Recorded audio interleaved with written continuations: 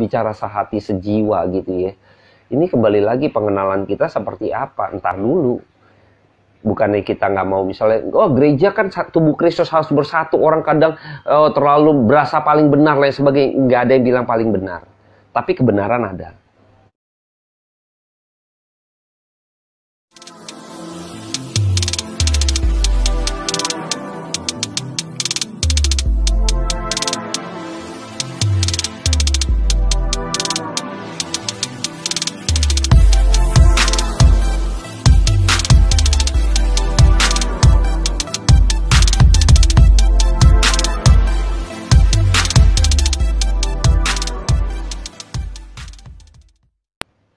Shalom Bapak Ibu dan rekan-rekan sekalian.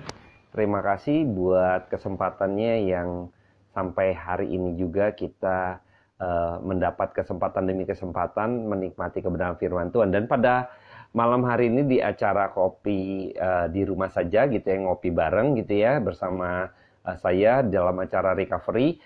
Tentunya kita akan kembali membahas kebenaran firman Tuhan yang terambil di dalam kitab Kisah Para Rasul ya.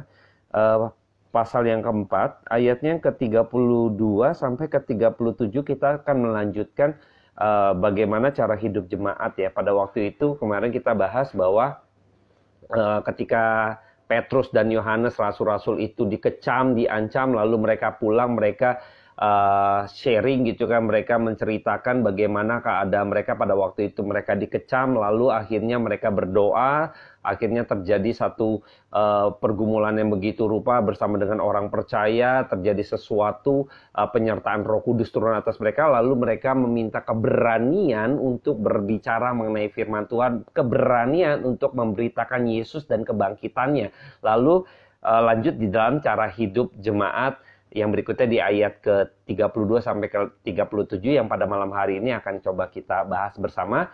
Sebelum kita mulai, saya seruput kopi saya dulu. Ini kopi latte ya, seperti biasa saya sudah siapkan.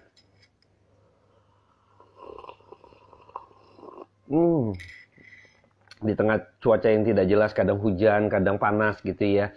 Dan pada malam hari ini yang dingin, seruput kopi kita di rumah saja, kira-kira menghangatkan kita semua. Dan juga lebih lagi, iman kita, roh kita, jiwa kita boleh dihangatkan oleh firman Tuhan. Saya akan berdoa buat setiap kita. Bapa dalam surga, kami ucap syukur karena kemurahan daripada Tuhan. Dan pada malam hari ini kembali kami boleh mendengar kebenaran firman Tuhan. Hamba-Mu terbatas dalam setiap perkataan, hamba-Mu terbatas dalam setiap wawasan dan pengetahuan, tapi hamba-Mu percaya ketika supremasi daripada Allah, kebenaran firman Tuhan sendiri yang berbicara atas setiap kami, maka kami pada malam hari ini akan diberkati oleh Tuhan. Tuhan bertatalah atas hati dan setiap jiwa pribadi kami, lepas pribadi, sehingga kami mendapat firman-Mu yang begitu hidup, menyegarkan jiwa dan roh kami. Dalam nama Tuhan Yesus Kristus, kami menyerahkan waktu ke depan ke dalam tangan Tuhan. Amin. Oke, akan saya bacakan di ayat 32, pasal 4 ayat 32 sampai 37, demikianlah firman Tuhan. Adapun kumpulan orang yang telah percaya itu, mereka sehati dan sejiwa. Dan tidak seorang pun yang berkata bahwa sesuatu dari kepunyaannya adalah miliknya sendiri, tetapi segala sesuatu adalah kepunyaan mereka. Dan dengan kuasa yang besar, rasul-rasul memberi kesaksian tentang kebangkitan Tuhan Yesus dan mereka semua hidup dalam kasih karunia yang melimpah-limpah. Sebab tidak ada seorang pun yang berkekurangan di antara mereka, karena semua orang yang mempunyai tanah atau rumah menjual kepunyaannya itu, dan hasil penjualan itu mereka bawa, dan mereka letakkan di depan kaki rasul-rasul, lalu dibagi-bagikan kepada setiap orang sesuai dengan keperluannya. Demikian pula dengan Yusuf, yang oleh rasul-rasul disebut Barnabas, artinya anak penghiburan, seorang Lewi dari Siprus yang menjual ladang miliknya, lalu membawa uangnya itu dan meletakkannya di depan kaki rasul-rasul. Nah, kita melihat bahwa pada waktu sebelumnya itu mereka berdoa karena situasi mereka itu terancam. Ya, mereka terancam, tertekan dalam kuasa politik maupun juga kuasa militer gitu ya. Dari sisi agama pun mereka menjadi minoritas karena dianggap sebagai teroris gitu ya, penyesat kira-kira demikian. Jadi bayangkan ya, dalam kondisi itu mereka pun sulit gitu ya, terjadi diskriminasi gitu ya, ada sesuatu yang akhirnya orang-orang mungkin benci mereka tanda petik gitu ya, dalam hal ini orang-orang yang berkuasa, ahli-ahli Taurat, imam-imam, kepala gitu ya, jadi orang-orang pemuka agama, jadi apa ya, memperhatikan mereka, kehidupan mereka nggak tenang lah kira-kira gitu ya, mereka mengalami kesulitan-kesulitan tertentu gitu ya di dalam kehidupan sosial mereka gitu ya, jadi mereka sadar gitu ya bahwa ada kesulitan tertentu di dalam kelompok ini gitu ya. Nah, yang menarik adalah kita tadi sudah baca mereka menjual segala kepunyaan mereka, menjual rumah, ladang gitu ya. Bahkan dikatakan Yusuf gitu yang disebut dengan Barnabas, artinya penghiburan gitu ya, menjual ladang miliknya lalu membawa uangnya itu meletakkan di depan kaki Rasul. Ya, itu uang yang banyak karena pada waktu itu tahu sendiri ladang, jual ladang gitu ya. Mereka menjual segala kepunyaan mereka, lalu mereka kasih ke rekan-rekan sekerja, rekan-rekan seiman gitu yang mungkin kurang mampu dalam kehidupan ekonomi yang sangat sulit, lalu mereka berbagi menurut kecukupan mereka masing-masing, mereka membagikannya gitu kan, jadi tidak ada yang berasa lebih kaya atau susah miskin, semua mereka mencukupi gitu ya, dicukupi gitu ya, saling mencukupi, saling menutupi gitu ya, kebutuhan masing-masing, keperluan masing-masing, lalu saling mengcover lah gitu ya. Jadi kita melihat ada satu keharmonisan yang luar biasa gitu ya. Jadi sehati tadi ya, sehati dan sejiwa tuh.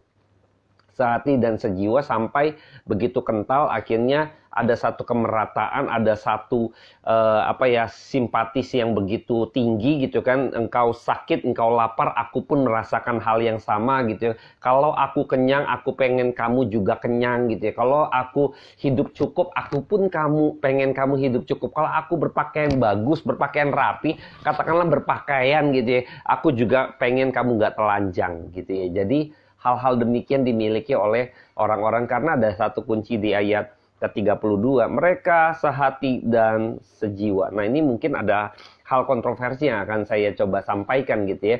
Sehati dan sejiwa, jadi orang yang memiliki tujuan yang sama gitu ya, orang yang memiliki satu pandangan juga yang sama, orang yang memiliki satu motif gitu ya, pergumulan yang sama ya, yang disatukan di dalam apa? Di dalam kasih Kristus ya. Tadinya mereka terpecah-pecah. Kita tahu pada waktu itu, waktu Yesus mati, disalibkan dan lain sebagainya, lalu tercerai-berai gitu ya. Mereka pun rasul-rasul berkumpul di suatu atas di dalam ketakutan. Mereka kan sudah tercerai-berai gitu juga. Mereka juga ketakutan akhirnya. Jadi ada beberapa orang-orang percaya gitu ya, yang akhirnya ketika para rasul pun kabur, kucar-kacir, lalu Tuhan menggembalakan mereka semua, para rasul menguatkan mereka. Lalu sekarang tugas mereka kembali mengumpulkan mereka, menggembalakan mereka. Ingat ya, pada waktu itu Petrus, engkau gembalakanlah domba-dombaku gitu ya. Jadi ini satu perintah yang akhirnya Petrus harus mengembalakan kembali domba-domba yang sudah mungkin kucar-kacir, kehilangan gembala gitu ya, tanda petik gitu ya, kehilangan satu kepemimpinan dari seorang gembala gitu. Jadi pada waktu Petrus berkhotbah, kita tahu Roh Kudus memenuhi setiap rasul-rasul, mereka diberi keberanian untuk memberitakan Yesus, mengenai kebangkitan Kristus, lalu mereka juga berani untuk bersuara di hadapan orang-orang yang tanda petik memiliki kuasa, otoritas agama maupun juga pemerintah. Mereka berani untuk berbicara mengenai Yesus yang sudah bangkit. Akhirnya mereka semua yang mendengar itu, mereka bertobat, dikumpulkan kembali, mereka digembalakan kembali. Akhirnya mereka memisahkan diri dari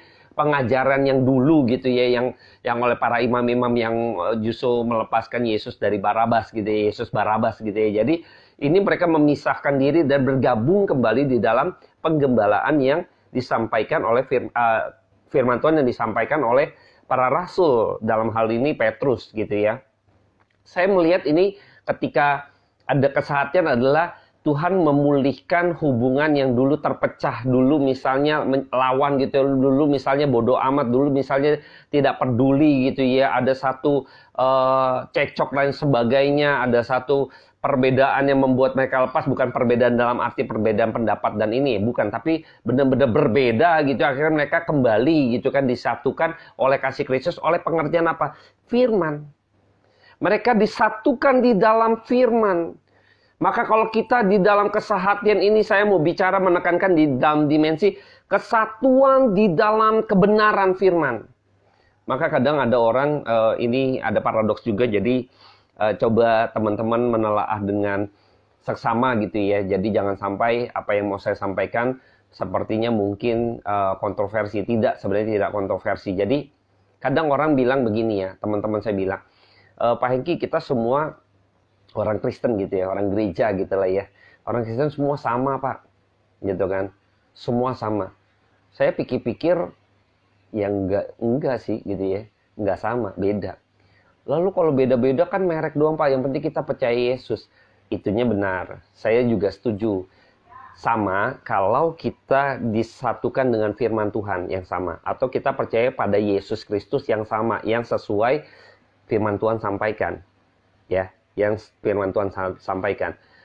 Tapi masalahnya, ada beberapa gereja yang akhir kita bilang tidak sama karena bukan kita nggak mau kesatuan Kristus, bukan demikian. Jadi mereka yang tidak mengenal Yesus yang sama atau pengenalan Yesusnya, Yesus yang berbeda, yang tidak sesuai dengan firman misalnya gitu ya, pengajarannya, percaya Yesus tapi bukan Yesus yang sebagaimana firman Tuhan katakan, itu nggak sama ya. Jadi gimana kita mau bersatu?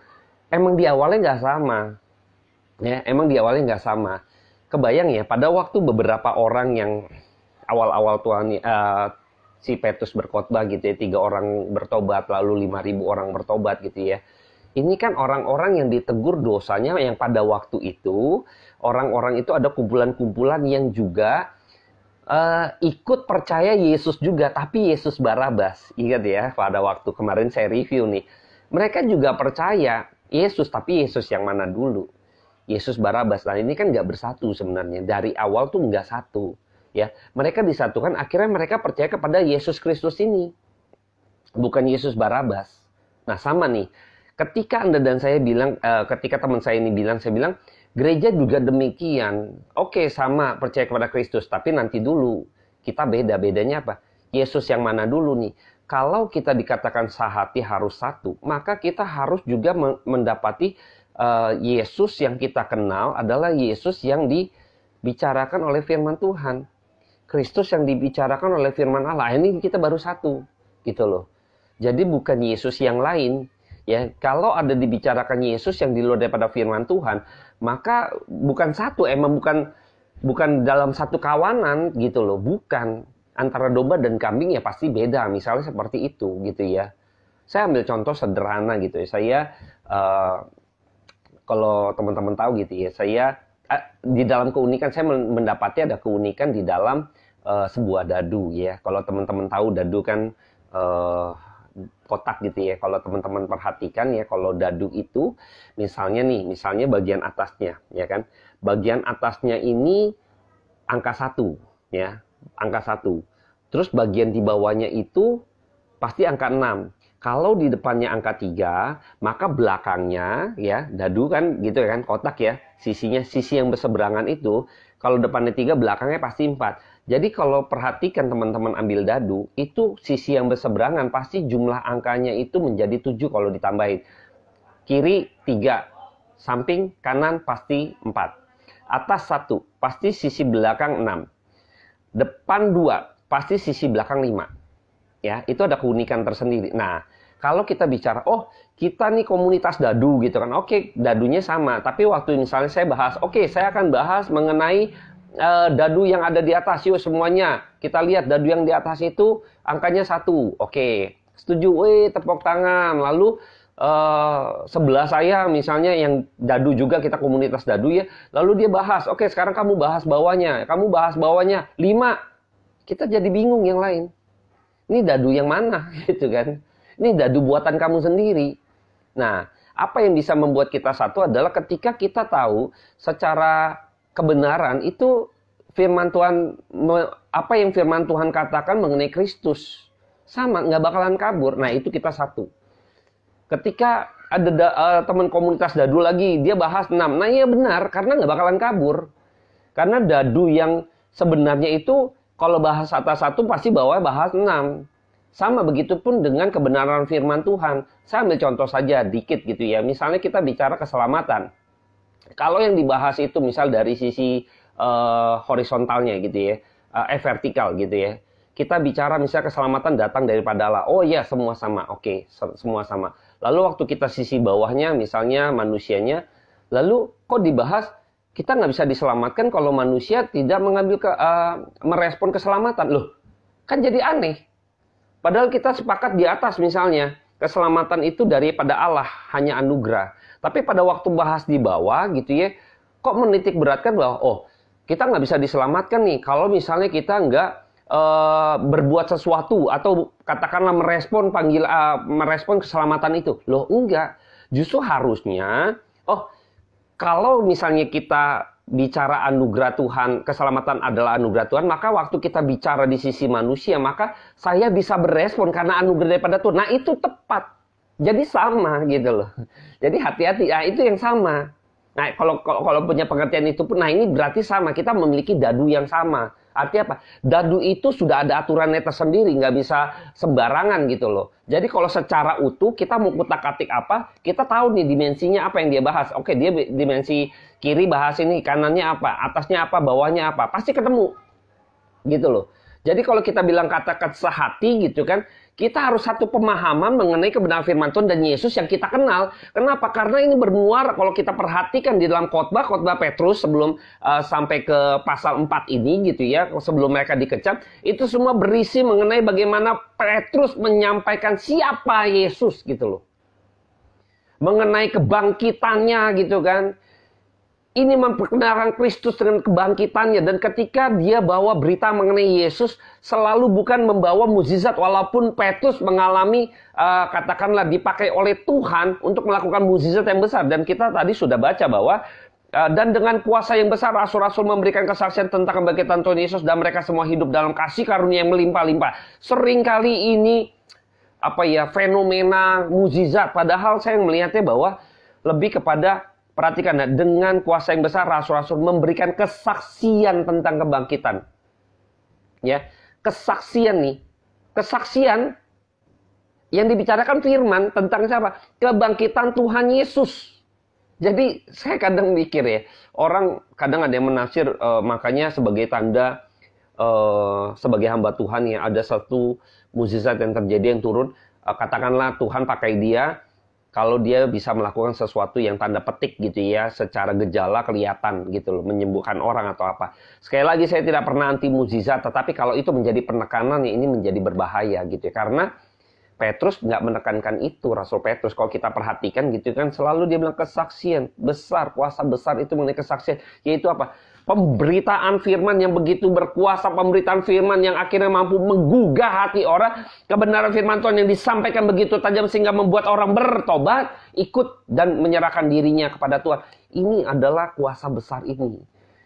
Jadi artinya kalau kebenaran firman Tuhan tuh, hamba Tuhan yang harus benar-benar menggumuli dan berdoa, belajar firman Tuhan. Ini yang benar sebenarnya. Ini kuasa yang besar itu seperti itu. Penuh kasih karunia bukan yang gejala-gejala. Walaupun saya tahu di dalam kisah para rasul kita tahu ya banyak hal-hal yang akhirnya fenomena terjadi gitu ya. Iya, saya tahu ada beberapa karunia dan lain sebagainya, tetapi seringkali orang melupakan. Ada kuasa yang besar, yaitu apa? Mengerti kebenaran firman Tuhan, mengenal kebenaran firman Tuhan. Kita mengerti Allah itu sesuatu yang besar, teman-teman. Sesuatu yang besar. Kita bisa mengerti Allah yang tak terbatas gitu ya, dengan keterbatasan kita ya. Walaupun nggak bisa ngerti-ngerti sampai telak-telak, tapi bukan berarti akhirnya kita, kalau nggak bisa ngerti telak-telak ya nggak usah belajar, nggak gitu ya. Jadi artinya dengan segala keterbatasan kita bisa mengenal Allah yang tak terbatas. Ini kan kebesaran Tuhan.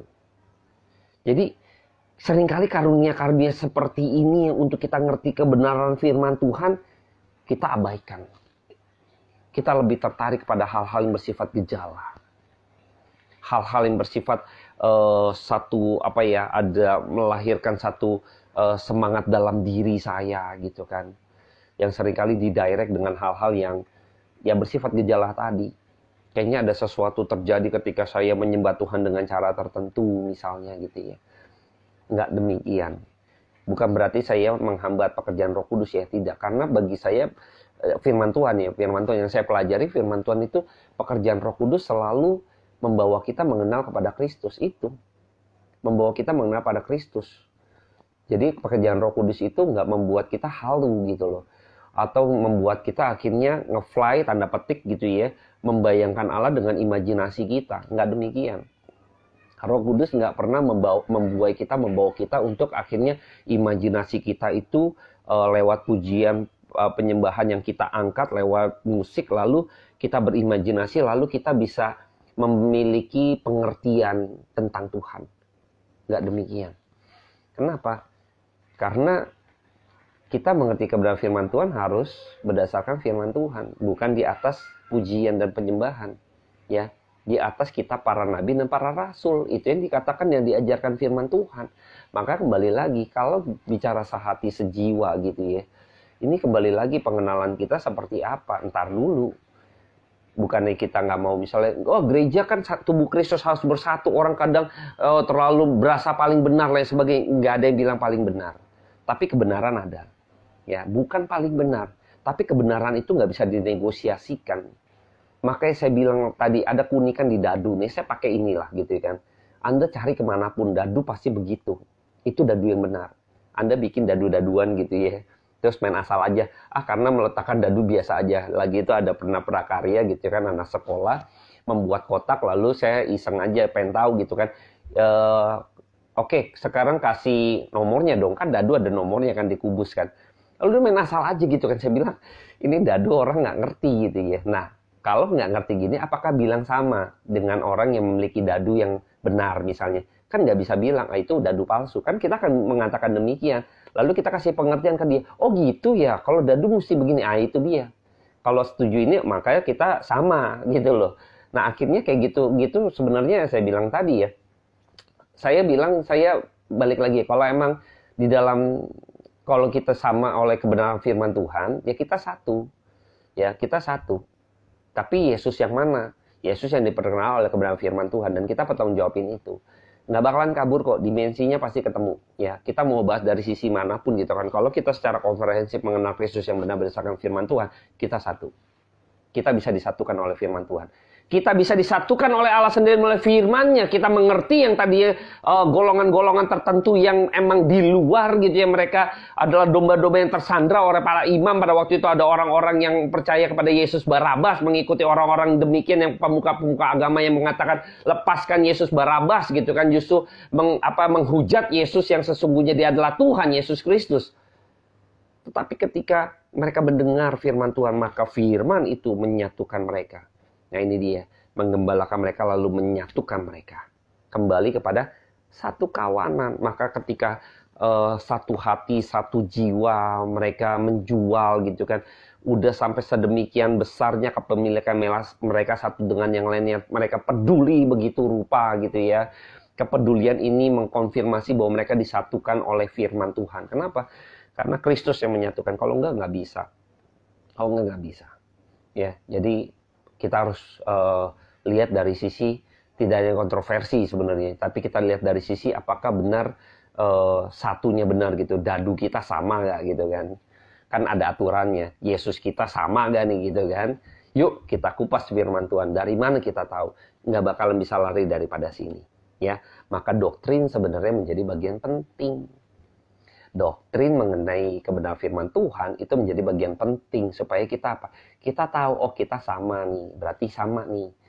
Yesus yang kau kenal sama yang saya kenal, Yesus yang ada di firman Tuhan, akhirnya firman Tuhan yang memperkenalkan Yesus kepada saya dan kamu, itu sama, maka kita dipersatukan, maka kita satu.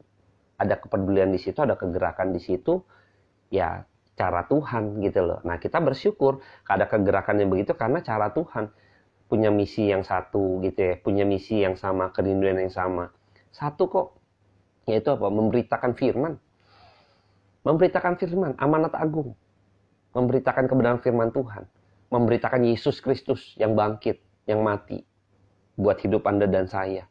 Itu yang terus dikembangkan. Maka pada waktu itu mereka semua menjual itu karena tahu ada pekerjaan Tuhan yang besar.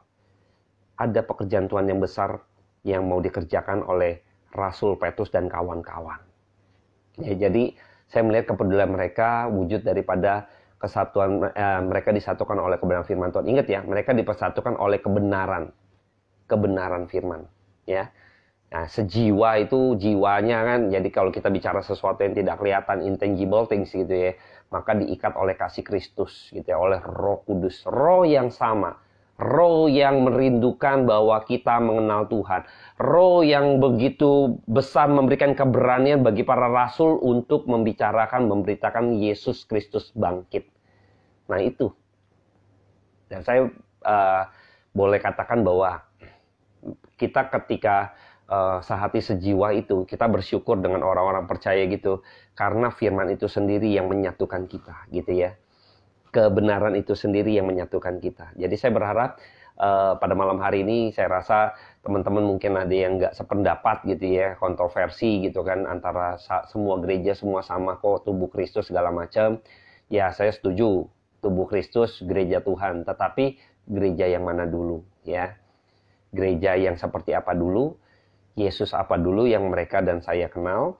Yuk kita coba teliti lagi kebenaran firman Tuhan, bukan untuk membeda-bedakan, tetapi untuk menyamakan. Apakah yang engkau kenal, Yesus yang engkau kenal, dan yang saya kenal itu sama? Ya, sama.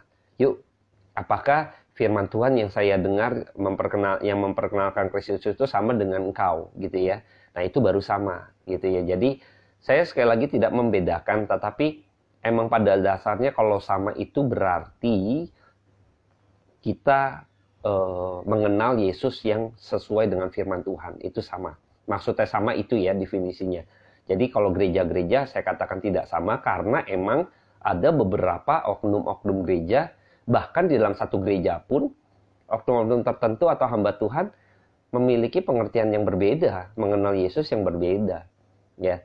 Jadi ini fenomena yang begitu banyak. Tapi saya mau menekankan bagi kaum awam gitu ya, maka pentingnya doktrin kebenaran firman Tuhan. Ya, pentingnya mempelajari doktrin firman Tuhan, doktrin Allah, doktrin Alkitab, semuanya. Doktrin kayak aduh bukan tugas saya ini telinga. Jangan salah, waktu kalau kita benar-benar mempelajari ya, waktu Petrus menyampaikan khotbah-khotbahnya 3.000 orang bertobat, 5.000 orang bertobat, itu bukan fenomena yang terjadi. Maksudnya ada kuasa mukjizat walaupun di dalamnya ada. Tidak sebenarnya. Jadi yang terjadi adalah dia sedang mendoktrin. Membawakan doktrin mengenai Yesus adalah kebangkitan. Ya. Doktrin Tuhan Yesus yang adalah kebangkitan. Nah ini adalah doktrin, arti pengajaran gitu ya. Padahal di kisah-kisah awal, kisah para rasul, kita tahu mereka bertekun dalam pengajaran rasul-rasul. Nah itu doktrin. Ya, pengajaran rasul-rasul ini doktrin. Jadi orang jangan anti doktrin. Semua ideologi atau apapun gitu kan. Apapun kalau engkau beragama, engkau harus mempelajari doktrin. Kan pengajaran. Nggak mungkin kau tidak mempelajari doktrin lalu kamu memiliki iman apapun agamamu gitu ya. Semena-mena beriman. Kan tidak bisa. Dasar iman kita apa gitu kan kalau kita tidak mendengar pengajarannya. Nah ini pengajaran atau doktrin ini penting ya. Jadi saya pada malam hari ini berharap kita semua mau belajar firman Tuhan karena doktrin itu penting gitu ya. Terpujilah nama Tuhan, saya akan berdoa menutup acara ini. Tuhan terima kasih atas kebenaran firman Tuhan yang boleh kami dengar. Hamba-Mu sekali lagi Tuhan menyerahkan teman-teman yang ada di rumah saja ke dalam tangan Tuhan untuk diberkati oleh firman Tuhan saja. Kami berdoa kiranya kami boleh terus menjadi orang yang sehati, sejiwa, mengerti dan mengenal Kristus yang sebagaimana firman Tuhan sampaikan, sehingga kami boleh berbagian dalam pekerjaan Tuhan. Kepedulian kami harus begitu tinggi karena firman Tuhan sendiri yang mengikat kami orang-orang percaya untuk berbagian di dalam pekerjaan pelayanan Tuhan, khususnya bagi pengabaran Injil. Dalam nama Tuhan Yesus Kristus, hamba menyerah dalam tangan Tuhan. Amin. Baik, saya akan seruput lagi kopinya. Terima kasih yang udah join. Jangan lupa tetap ngopi di rumah saja, sama hangatnya dan firman Tuhan. Terus kita pelajari, jangan lupa penting mempelajari doktrin.